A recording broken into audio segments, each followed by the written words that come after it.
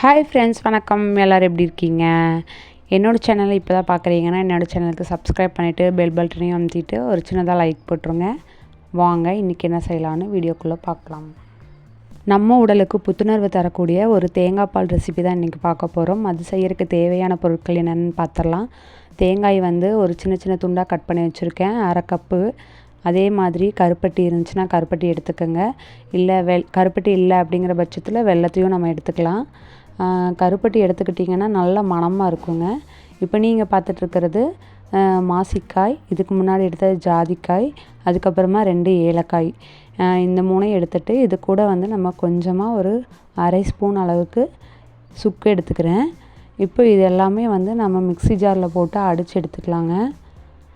தேங்காய் பால் ரொம்ப ரொம்ப குளிர்ச்சி உடம்புக்கு. நம்ம அதை வாரத்துக்கு 2 முறை சேர்த்திக்கலாம். ஜாதிக்காய் மாசிக்காயெல்லாம் நம்ம எதுக்கு சேர்த்துறோம் அப்படின்னம்னா நல்ல குளிர்ச்சியை கொடுக்கக்கூடியது.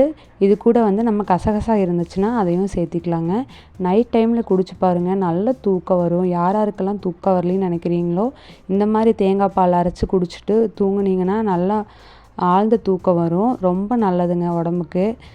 இதை நான் அரைக்கும் போதே பார்த்திங்கன்னா அப்படி ஒரு நறுமணம், நல்ல மணமாக அரோமா ஃப்ளேவர் சூப்பராக இருந்துச்சுங்க. ஏன்னா ஜாதிக்காய் மாசிக்காய், அதுக்கப்புறமா ஏலக்காய் சுக்கோட ஸ்மெல்லு, அதுக்கப்புறம் கருப்பட்டியோட ஸ்மெல்லும் சூப்பராக இருந்தது.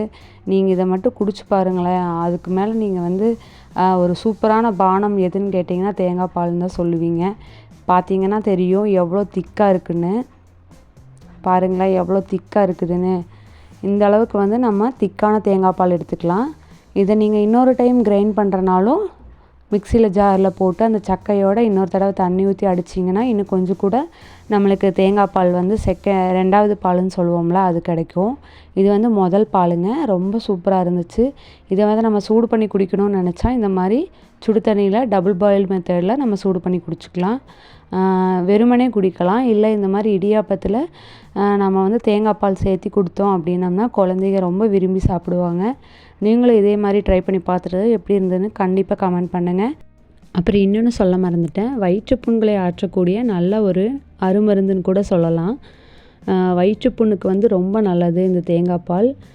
ஓகே ஃப்ரெண்ட்ஸ், மீண்டும் அடுத்த வீடியோவில் பார்க்கலாம். தேங்க்யூ.